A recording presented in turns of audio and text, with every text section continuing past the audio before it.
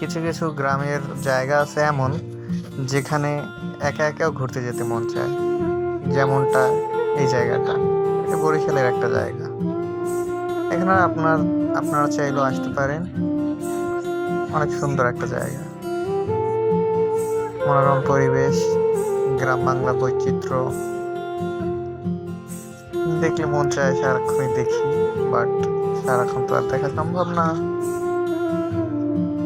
নতুন হয়েছে এই রাস্তাটা নদীর পাড়ে,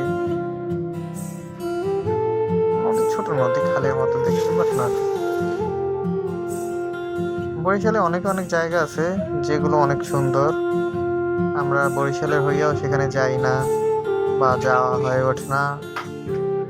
তো আপনারা আসতে পারেন। এটা জালকাঠির ভিতরেই পড়ছে।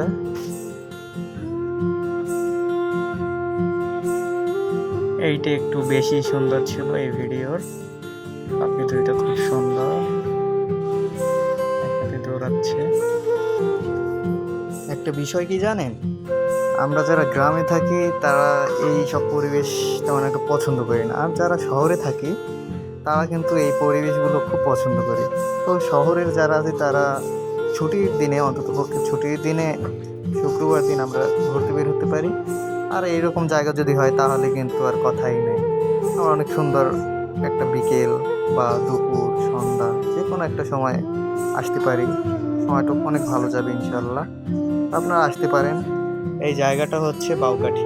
আপনারা চাইলে হাতিমারি কলেজ চৌমাথা হয়েও আসতে পারেন নবগ্রাম রুট নিয়ে, আবার চাইলে জালকাঠি হয়েও আসতে পারেন। মানে আপনাদের ইচ্ছা আপনারা কীভাবে আসবেন। যদি একটা বাইক সাথে থাকে তাহলে কথাই নাই, আসায় কোনো ঝামেলা হবে না।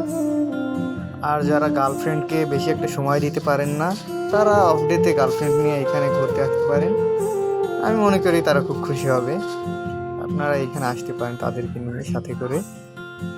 আর আমি এসেছিলাম, একা একা এসেছিলাম, আমার বন্ধুদেরকে বলছিলাম, বাট ওরা সময় পাচ্ছে না আসার মতো, তাই আর ওদের নিয়ে আসতে পারিনি, একা একা এসেছিলাম।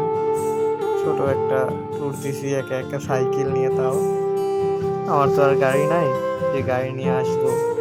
যাই হোক, ভালোই হয়েছিল, ভালো লাগছে আমার কাছে, তাই আপনাদের সাথে শেয়ার করতেছি। আপনারাও চাইলে আসবেন, এসে যদি দেখেন পরিবেশটা অনেক সুন্দর, তারপর বলবেন না ভালোই হয়েছে। তো এইখানের ভিউটা একটু দেখেন।